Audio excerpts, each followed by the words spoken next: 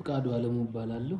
በአዲስ አበባ ቤቶች ልማት ኮርፖሬሽን የኮንስትራክሽን ዘርፍ ኃላፊና ምክትል ዋና ዳይሬክተር ነኝ። አሁን ያለው ተቋማችን አዲስ አበባ ቤቶች ልማት ኮርፖሬሽን ከመባሉ በፊት በተለያዩ ስያሜዎች ከ1997 ጀምሮ ከተቋቋመበት ጊዜ ጀምሮ አሁን እስካለበት ጊዜ ድረስ በ1090 በ2080 እና በ4060 ፕሮግራሞች ከ317 ሺህ በላይ ቤቶችን መገንባት ችሏል። ይህንንም ደግሞ በተለያዩ ዙሮች 2080 እና በ1090 ፕሮግራም እስከ 14ኛ ዙር ድረስ በጣም ተጠቃሚዎች አስተላልፏል። በ40/60 ደግሞ 3 ዙሮች እንደዚሁ ማስተላለፍ ችሏል። በተመሳሳይ ከዚሁ ጋር ደግሞ አብረው ለተጠቃሚ ማህበረሰብ ለአካባቢው ለንግድ የሚውሉ ቤቶችንም በተለያዩ ዙሮች በ40/60 በ20/80 በ20/80 እስከ 18ኛ ዙር በጨረታ በ40/60 ደግሞ አሁን የወጣውን ጨረታ ጨምሮ በ6 ዙር የማስተላለፍ ስራዎች ሲሰራ የነበረና በርካታ ከ157 በላይ ሳይቶች ላይ የተገነቡ ናቸው። እነዚህ እና በርካታ የከተማዋን ነዋሪ የቤት ባለቤት ያደረገ ተቋም ነው ማለት ነው። ምንድነው በግንባታ ሂደት ውስጥ ያው እንደሚታወቀው እነዚህ ቤቶች የሚገነቡት በከተማ አስተዳደሩ በጀት አይደለም። በወቅቱም ሲቋቋም ታስቦ የተቋቋመው ከንግድ ባንክ በሚገኝ በቦንድ ብድር ለመገንባት ታስበው የተጀመሩ ናቸው።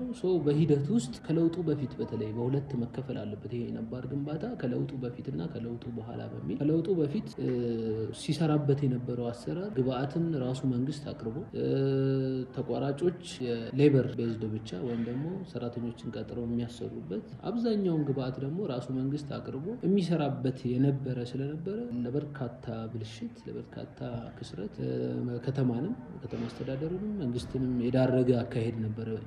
ኢቭን ኢፍ በርካታ ቤቶች መገንባት ቢችሉ በተለይ ደግሞ ከለውጡ ማግስት ከ2010 ነሐሴ በኋላ ይሄ ተቋም ሪፎርም ሲደረግ ከ139 ሺህ ቤቶች በላይ ከ40% በታች አፈጻጸም የነበራቸው ናቸው ርክክብ ሲደረግ በወቅቱ እና እነዚህም ቤቶች የማጠናቀቅ ትልቅ ኃላፊነት ይዞ ነው ሪፎርም የተደረገው።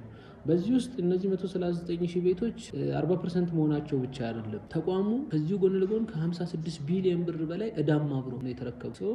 የ139 ሺህ ቤቶችን ማጠናቀቅ አንድ እዳ አለ። ሁለተኛ ደግሞ 56 ቢሊዮን ብር በላይ ደግሞ የቦንድ ብድር እዳ አለ።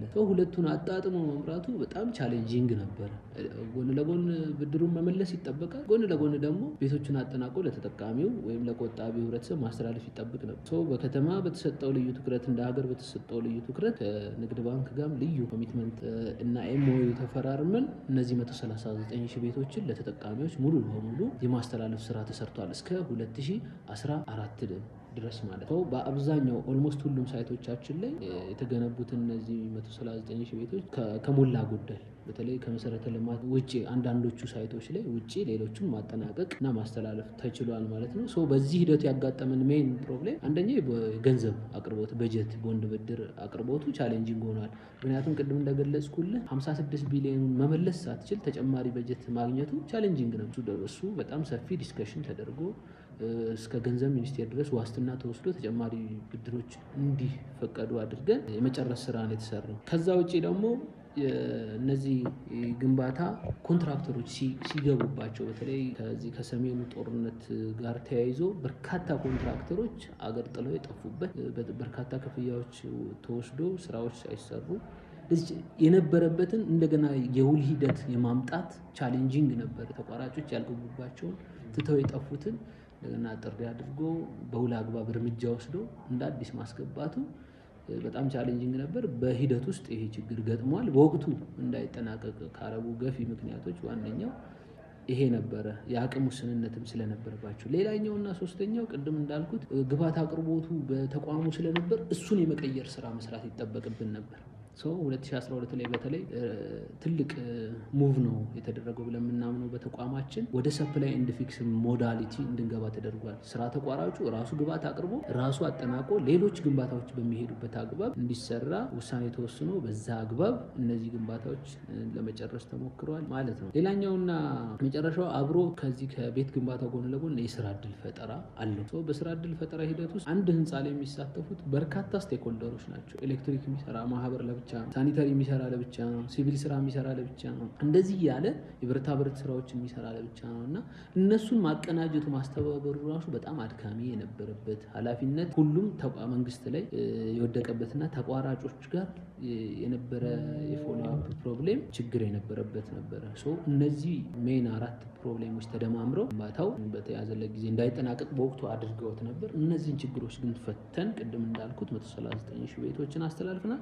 ከዛ ጎን ለጎን ደግሞ የነበረውን 56 ቢሊዮን ብር ተጨማሪ ለማስጨረሻ ወስደን ገንዘብ ኒርሊ እስከ 20 ቢሊዮን ብር ተበደረን። ከዛ ውጪ አሁን ቶታል ያለብንን ዕዳ ወደ 36 ቢሊዮን የመቀነስ ስራ ተሰርቷል። የ56ቱ ፕላስ በወቅቱ ተበድረን ለ139 ሺህ ተበድረን የነበርነው ኒርሊ 20 ቢሊዮን እሱን ሁላ መልሰን ከበፊቱ ከነበረው ዕዳም ወደ 20 ቢሊዮን መልሰን ኒርሊ አሁን 36 ቢሊዮን የመቀነስ ስራው እየተሰራ ነው። መንግስትንም ከዕዳ የማውጣት ስራው በጣም በበርካታ ሁኔታ እየተሰራ ያለበት ነው። ያው ሌላ ያነሳልኝ ከፍላጎትና አቅርቦትን ለማጣጣም ምን ታስቧል የሚል ነው።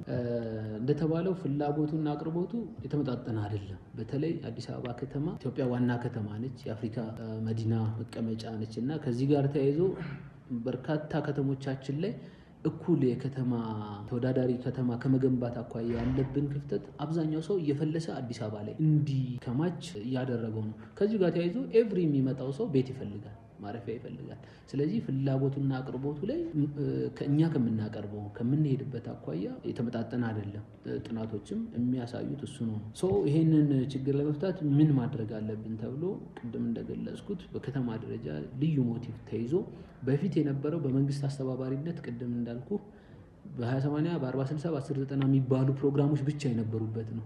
ከ2013 ጀምሮ ደግሞ በክብርት ከንቲባችን አስተባባሪነት አማካኝነት ከ6 ያላነሱ ሞዳሊቲዎች እንዲፈጠሩ እና የቤት አቅርቦቱ ላይ ልዩ አስተዋጽኦ እንዲደረግ በሚል እንቅስቃሴ ተጀምሮ በሱ ሞዳሊቲ ወደ ስራ መዋቅር ተዘርግቶለት በአዋጅ ተቋቁሞ ተቋማት እንዲፈጠሩ ተደርጎ ስራ እየተሰራ ነው።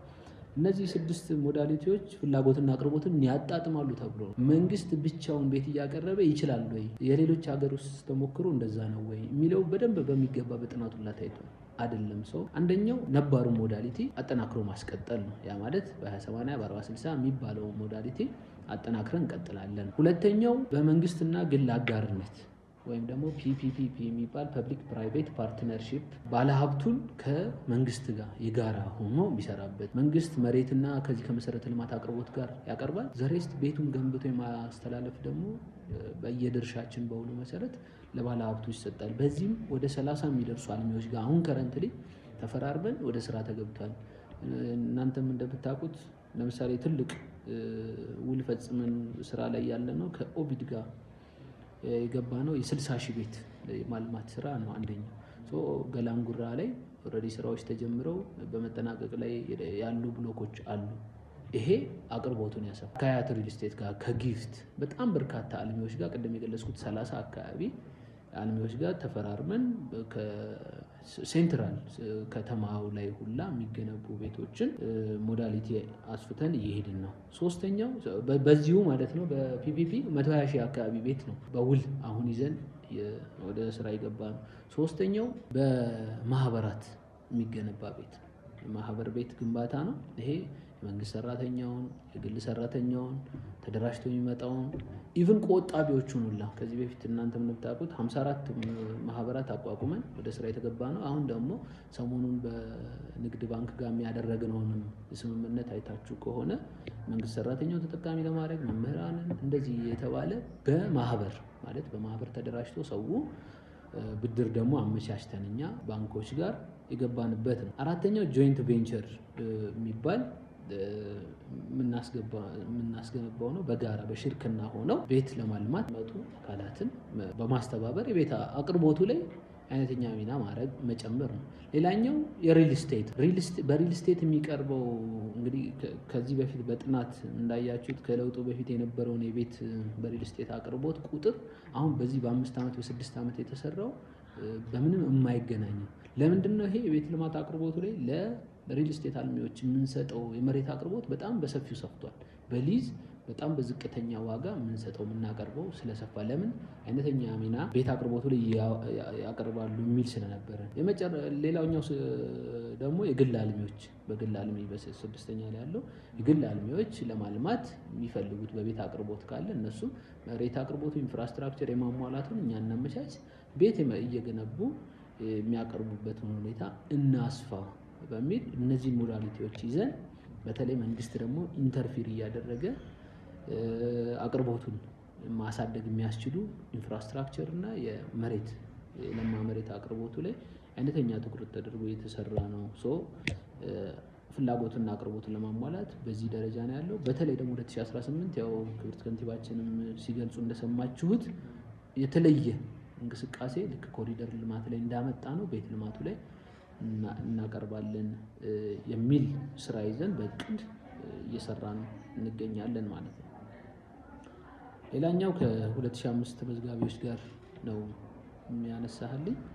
2005 ተመዝጋቢዎችን በተመለከተ ያው የነሱ ብቻ ሳይሆን 1997 ተመዝጋቢዎች ዳግም ምዝገባ እንዲያደርጉ ተደርጓል። 2005 ላይ እንዳልከው 2005 ላይ የመጡ ነው ሁሉ 97 ተመዝጋቢዎችን በአብዛኛው ለመጨረስ ሞክረናል፣ ግን ስቲል የሚቀሩ አሉ እነሱ ጋር።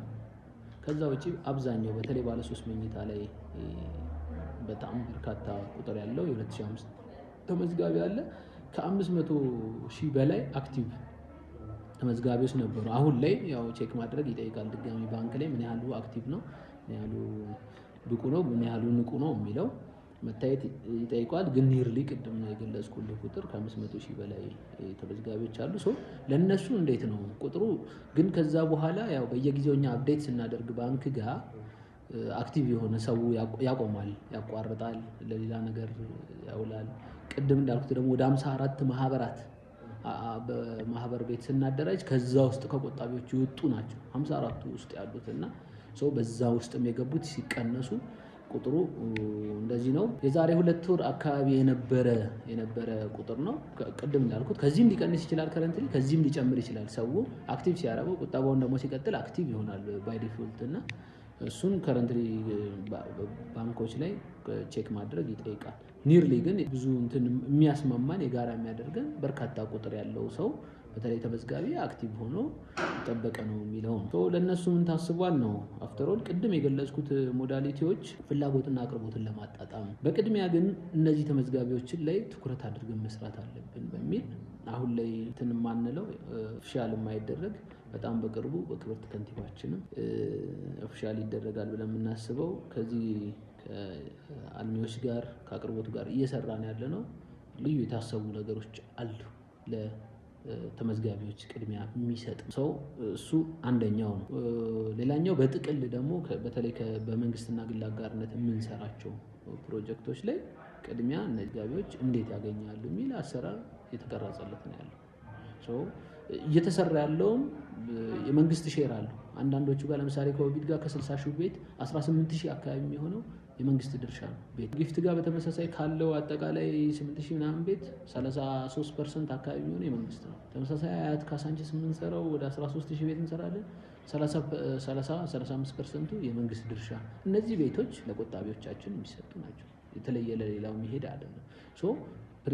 ፕሪቪሌጅ ለነሱ አድርገን በአሰራር እንዴት ይሆናል የሚለውን ማስተካከያ እያደረግን እየሰራን ያለ ነው። በቅርቡ ደግሞ አንዳንድ አዳዲስ ነገሮች ይኖራሉ፣ ላውንች የሚደረግ ነገር ይኖራል ማለት ነው። ከዚሁ ጋር ተያይዞ አክቲቭሊ መጠባበቅ ይጠይቃል። ራሳቸውን ቆጣቢዎች ብቁ አድርገው ንቁ አድርገው ቁጠባቸውን መቀጠል አለባቸው የሚል ነው ያለን። ሌላኛውና የመጨረሻው የተነሳው አማራጭ ሞዳሊቲዎች ምን ተሰራ ምን እየተሰራ ነው የሚለው ነው። ቅድም ካነሳሁት ጋር የሚሄድ ነው። እነዚህ 6 የሚሆኑ ሞዳሊቲዎችን ቀርጸን እየሰራን ነው። በመንግስት አስተባባሪነት በተለይ የምንሰራውንም አጠናክረን ቀጥለናል። በጣም በቅርቡ ደግሞ የምታዩት የምናስመርቀው ቤቶች አሉን። ጀርመን ሳይት መሀል ከተማ ላይ በፊት የሚገነቡ ቤቶች ጥግ ነበሩ። አሁን በቅርቡ ግንፍሌ ላይ ጀምረናል። ጀርመን አካባቢ እናስመርቃለን። አየር ጤና ላስቲር አስመርቀን ጨርሰናል። እንደዚህ ፕሮጀክቶች አሉና በልዩ ትኩረት በልዩ የፕሮጀክት ማኔጅመንት ክትትል እየሰራን ነው የምንገኘው። በጣም ባጠረ ጊዜ ዘንድሮ አሁን የምናስመርቀው የጀርመን ፕሮጀክት ከ1 ዓመት ባነሰ ጊዜ ውስጥ G+12 እንትን ያላቸው አዳዲስ ቴክኖሎጂዎችን ተጠቅመን 7/24 ተሰርቶ የሚጠናቀቁ ናቸውና በዚህ የህብረተሰቡን ፍላጎት ሞዳሊቲዎችን በመጠቀም ለማርካት እየሰራ ያለ ተቋም ነው ማለት ነው። ቅድም እንደገለጽኩት በመንግስት እና ግል አጋርነት የሚባል ሞዳሊቲ ነው አንደኛው ከ6ቱ ሞዳሊቲ ውስጥ። ያ ማለት መንግስት ፕሮፖዛል ባለሀብቱ እንዲያቀርብ አድርጎ ይህን ያህል ቤት የመስራት አቅም አለኝ፣ መሬት ቢሰጠኝ ይህን ያህል ማለማበት እና ኢንፍራስትራክቸር ቢሟላልኝ እኔ ይህን ያህል ገንዘብ በራሴ አቅርቤ ቤቱን ሰርቼ ይህን ያህል ሼር ለመንግስት እሰጣለሁ የሚልበት ነው። ይህንን ኢቫሉዌት የሚያደርግ በከንቲባ ጽህፈት ቤት ስር ያለ ተጠሪ ተቋም አዲስ ተቋም ተቋቁሞ መንግስትና ግል አጋርነት ጽህፈት ቤት የሚባል የሚያቀርቡትን ፕሮፖዛል ባለሀብቶች የሚያቀርቡትን ፕሮፖዛል ኢቫሉዌት አድርጎ እኛ ውል እንፈጽማለን ማለት ነው። በዚህም መሰረት 30 ካቀረቡ በርካታ ፕሮፖዛል ካቀረቡ አልሚዎች ውስጥ 30ዎቹ ወደ ውል ገብተዋል። የነዚህ የ30ዎቹ ውል በቤት ቁጥር ሲገለጽ ከ120 ሺህ በላይ ቤት ነው። አሁን ከረንትሊ ውል ፈጽመን እየሰራን ያለ ነው። ቅድም እንደገለጽኩልህ 60 ሺህ ባይ ሀፍ የሚሆነው ኦቪድ ገላንጉራ ስራ እየተሰራ ያለበት ያው እናንተም በአካል ሄዳችሁ ማየት ብትችሉት፣ በቅርቡ ደግሞ በፌዝ የሚሰራ ስለሆነ በጣም በርካታ ነው። 60 ሺህ ማለት ቀላል አይደለም እና በቅርቡም ይጠናቀቁም እንደዚህ ብሎኮች ያሉበት ነው።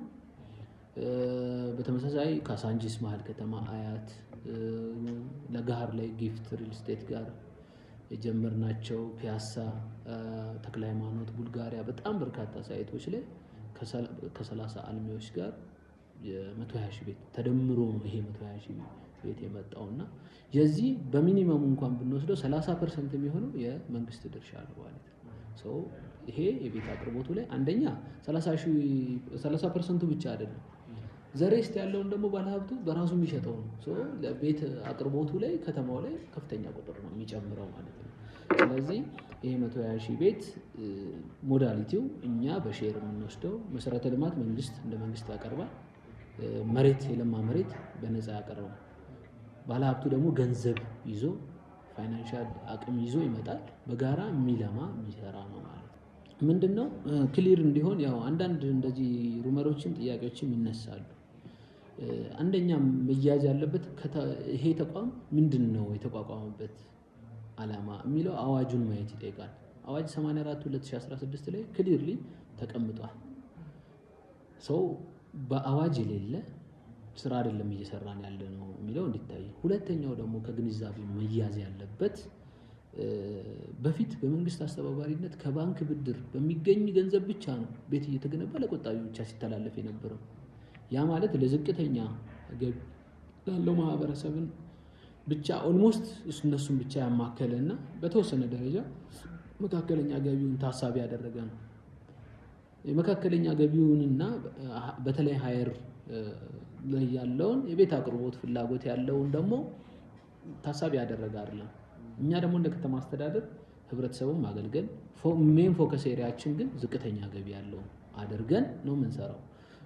ቅድም እንዳልኩት ጎን ለጎን ዋና ይሄ መንግስት አስተባባሪነት በቁጠባ በ20/80 በ40/60 የምንሰራውን ማስቀጠል፣ ከዛ ጎን ለጎን ከተማ አስተዳደሩ በተለይ ከለውጡ በኋላ ያልኩ በካፒታል በጀት ልክ ጤና ጣቢያ እንደሚገነባው፣ ሆስፒታሎች እንደሚገነባው፣ የትምህርት ተቋማት እንደሚገነባው ቤትም መገንባት አለብኝ ከራሴ ገንዘብ ብሎ ልዩ ኮሚትመንት ወስዶ በጀት ይበጅታል በየአመቱ። በእነሱ የሚገነቡትን በሁለት ሞዳሊቲ ነው የምንገነባቸው። አንደኛው በኪራይ ማለት እነዛ ዝቅተኛ ያልነውም እኮ ያንን ከፍሎ መግባት የማይችል ሰው አለ። ለእነሱ በኪራይ 50 ብርም 100 ብርም ተከራይተው እንዲኖሩ የሚደረጉበት እንጦጦ ላይ ሰርተን በዚህ አመት አስመርቀን ያስገባ ነው። እሱን በ50 ብርና በ100 ብር ያማረ ህንፃ ላይ እንዲኖሩ የምናደርግበት ነው። ሁለተኛው ደግሞ ከሱ እነዚህ በኪራይ የምንገነባባቸውን ገንዘብ ደግሞ ሪቮልቭ የምናደርገው ገንዘብ ያስፈልገናል። ለነሱ ደግሞ አቅም ላለው ሰው መሸጥ አለብን። ጎን ለጎን ትልልቅ ህንፃዎችን እየገነባን ከዛ የሚገኘው ገንዘብ ዝቅተኛ ማህበረሰብ በኪራይ የሚገለገልበት የሚገነባበትን ገንዘብ ጀነሬት ማድረግ ይጠይቃል። በጨረታ የምንሸጠው በጣም ውስን ትልልቅ የሆኑትን ያ ገንዘብ ተሽጦ ደግሞ ቅድም እንዳልኩት እንጦጦ ላይ በኪራይ ለምሳሌ ገላንጉራ ላይ ያያቸዋቸው ልማት ተነሾች የገቡባቸው እነዚህ በርካታ ሳይቶች ላይ ኢቭን እዚሁ 4 ኪሎ መሀል ከተማ ላይ በኪራይ በጣም በርካታ ቤቶች ያሉበት ነው፣ ኮንዶሚኒየሞች ማለት ነው። እና ለነሱ መገንቢያ ደግሞ ሪቮልቭ የምናደርገው እንጂ ለቁጠባ ተብሎ በ20/80 በ40/60 ፕሮግራም የተገነቡትን መኖሪያ ቤቶች አንሸጥም፣ በጨረታ ሸጠንም አናውቅም። ክሊር እንዲሆን ይሄ ነው ያለን ማለት። ከዛ ውጪ ግን 40/60 እና 20/80 ላይ ንግድ ቤቶችን ነው የምንሸጠው። ለምንድን ነው እሱ አንደኛ በመመሪያም አለው፣ ቀድሞም ድሮም ሲሰራበት የነበረው ነው። ቤቶቹን የሚገነባው የ20/80 40/60 እንደምታውቁት ማስተላለፊያ ዋጋችን እኛ በካሬ 8000 ብር በ8000 ብር አሁን ማርኬቱ እኮ 120,000 እና 130,000 ደርሶ አይገነባም፣ ለህብረተሰቡ አይጠቅምም። ንግድ ቤቶቹ ቢሸጡ ማገዝ ይችላል፣ ሰብሲዳይዝ ያደርጋል ተብሎ ስለታሰበ ንግድ ቤቶቹ ይሸጣሉ። ከዛ ውጭ ያለውን ግን መኖሪያ ቤቶች የምንሸጠው በካፒታል በጀት የተገነቡ ለነዋሪው በዝቅተኛ ገንዘብ መስራት የሚያስችሉ ገቢ የምናስገባበት አንደኛው ሞዳሊቲያችን ነው የሚለው በደንብ በግልጽ መያዝ አለበት። ህብረተሰቡ ማህበረሰቡን ይሄን እንዲረዳን እንፈልጋለን። ያ ምንድን ነው ቅድም እንዳልኩ 97 ላይ ምዝገባ የመጀመሪያው ተመዘገቡ። ግን አሁን ላይ እኛ የምናውቀው ያለንም መረጃም ክሊር እንዲሆን በደንብ እንዲያዝ ዳግም ምዝገባ ተደርጓል። የ97ቶቹ ራሱ ዳግም ምዝገባ አድርገዋል። መኝታ ቤት ሳይቀይሩ በራሳቸውን ሁላ ዳግም ምዝገባ መረጃ የማጥራት ስራ ነው አብሮ የተሰራው በወቅቱ። 2005 ላይ አዲስ ተመዝጋቢና ዳግም ምዝገባ ነው ያደረገው። መረጃውን እንደ አዲስ ተደራጅቶ የተያዘው 2005 ነው። አሁን ካነሳህልኝ ጋር ስፔሲፊክ ጉዳይ ለማንሳት በወቅቱ እድል ተከፍቶ ነበረ። 97 ላይ ሲመዘገብ ስቱዲዮ ባለ አንድ አቅሙ በዛ ወቅት የነበረው ታሳቢ አድርጎ ስለነበረ እድል አንዝጋ ግድ የለም 2005 አዲስ ከሚመዘገብ ሺፍት አድርጎ ይቀይር። ያ ማለት ይሄ ሰውዬ አዲስ ፍላጎት ነው ያመጣው።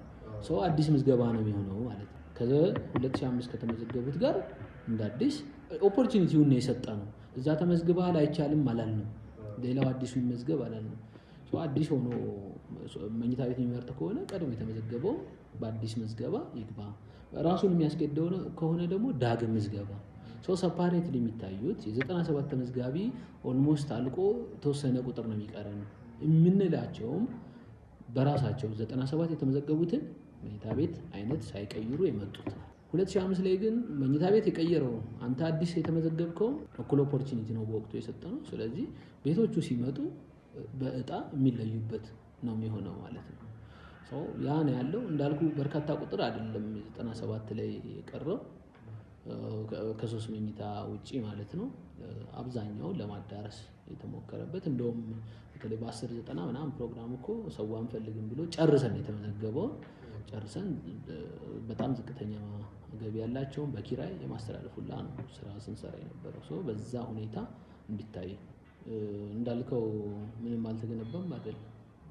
በጣም በርካታ 500,000 እንዴት ነው የሚገነባው የሚል እኮ አለው እቅድ። ቅድም እንዳልኩት በሪል ስቴት ምን ያህል በማመቻቸት እኛንና መሬት የምንሰጠው መሰረተ ልማት የምናሟላው በግል አልሚ ምን ያህል በመንግስትና ግል አጋርነት ምን ያህል ቅድም እንዳልኩት ነው። በመንግስትና ግል አጋርነት ከሆነ 120,000 ቤቶች ተይዘው አሁን የሚመረቁ በቅርቡ በመንግስትና ግል አጋርነት የምናስገነባቸው ታያላችሁ አሉ። በፌዴራል የተያዙትን ነው። በፌዴራል ደረጃ ፌዴራል ሃውሲንግ እየገነባቸው ያሉ በጣም በርካታ ቤቶች አሉ። በክልል ደረጃ ምን ያህል ቤቶች አሉ። እነሱ በሙሉ ይሄንን ጥቅል አድርጎ ሙሉ መረጃ የሚሰጥ የሚመለከተው አካል ያው እንዳልኩ ማንሰራውን ፕሮሚስ አንገባም። በእርግጠኝነት በጣም ብዙ ለውጥ አድርገናል። የነበረውን ባክሎግ ችግሩን ላወስደን እስከሱ ነው። ያው እስከ ትላንትና ድረስ እኮ እኛ በ8,000 ብር ነው ካሬ እያስተላለፍን ያለው። 40/60 11,000 ብር ነው እያስተላለፍን ያለው ነው። ይሄ ማርኬቱ አሁን 1 ሚሊዮን ብር የማይሞላ 100 ምናምን ካሬ እየሰጠን ነው ማለት ነው ያለ 3 መኝታ። ነገር ግን አሁን የተነሳው ስፔሲፊክ ተረስቷል፣ ኢግኖር ተደርጓል የሚለው እሱ አይደለም ያለው። ቅድም የገለጽኩት ሞዳሊቲ እኮ አብዛኛው ለዚህ ማህበረሰብ የሚሆን የፒፒፒውን አነሳው። ለምሳሌ አንዷን ፕሮጀክት ብቻ መዘን 60,000 ቤት ኦቢድን ብንወስድ 18,000 የሚሆነው የኛ የመንግስት ድርሻ ነው ካለ ይሄ እኮ ለቆጣቢው ህብረተሰብ የሚሰጥ እየተሰራ ነው ማለት ነው። ሺፍት አደረግ ነው እንጂ የሚሰራበት ሞዳሊቲ በመንግስት ብቻ ይቻላል ወይ? ዛት ፊዚብል ሌሎች ሀገራቶች አስችለዋል ወይ? ለዛ እኮ ነው ፌል ያደረግነው። ከ97 ጀምሮ በ20 ዓመት ውስጥ የመዘገብነውን ቁጥር ለምንድን ነው ማዳረስ ያልቻልነው? መንግስት ብቻውን ገንብቶ ስለማይችል አማራጭ ሞዳሊቲዎች ያስፈልጋሉ። ሌሎች ሀገር ተሞክሮ ወስደን እሱን አጥንተን ነው ወደ ስራ የገባ ነው። ሰው ተረስቷል የሚለው ትክክል አይደለም። ቅድም እንዳልኩት ደግሞ በጣም በቅርቡ ይሄንኑ የተመዝጋቢዎችን ጥያቄ መመለስ የሚያስችል በርካታ ስራዎች እየተሰሩ ነው። ግንባታም አክቲቭሊ እየተሰራ ነው። በቅርቡ ደግሞ አናውንስ የሚደረጉ አንዳንድ ነገሮች ይኖራሉ። ሰው ጊዜውን ጠብቀው የሚሄዱ ማለት ነው። ቅድም እንዳልኩት ደግሞ አማራጭ ያስፈልጋል። በተለይ ታችኛውን ማህበረሰብ ታሳቢ ማድረግ ይጠይቀናል። ተከራይቶ መኖር እኮ ያልቻላል። ለሱ ሞዳሊቲ ብንቀይር እኛ በሽያጭ ለኪራይ የምንሰጠው ለዝቅተኛ ማህበረሰብ ነው። ገንብተን ለማንም አይደለም እያስተላለፍን ያለው ለከተማው እዚሁ ከተማው ላይ የሚገነባ ያንን መረዳት ይጠይቃል። ኢምበልክ ከዚህ በፊት እንደነበረው ማሳውሲንግ አልተጀመረ ምናምን የሚል እንኳን አይደለም። ያው 60 ሺህ በላይ እኮ ማሳውሲንግ የለም። በዚህ ደረጃ በፊት መንግስት አስተባባሪነትም ተጀምሮ አያውቅም። ቆየ ፈጬ ነበር ትልቅ ቤት የምንለው 50 ሺህ አካባቢ የነበረው ከሱ የበለጠ ቁጥር ነው አሁን ገላምጉራ ላይ ያስጀመርነው። በተለያየ አማራጮች ቆጣቢውን ቅድሚያ የሚሰጥ ነው። አሁን ቆጣቢዎችን ቅድሚያ የሚሰጥ ማዕከል ያደረገ ነው ስራችን። ደግሞ አዲስ ፍላጎትን ማንመዘግበው እኮ ለምንድን ነው?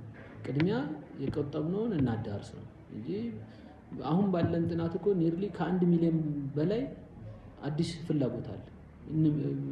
ነገ ምዝገባ ብናወጣ የሚመዘገብ ግን ቀድመን እነዚህ የተመዘገቡትን የ2005ን ዳግም ምዝገባውንም አዲሱንም እናስተናግድ በሚል እየተሰራ ነው።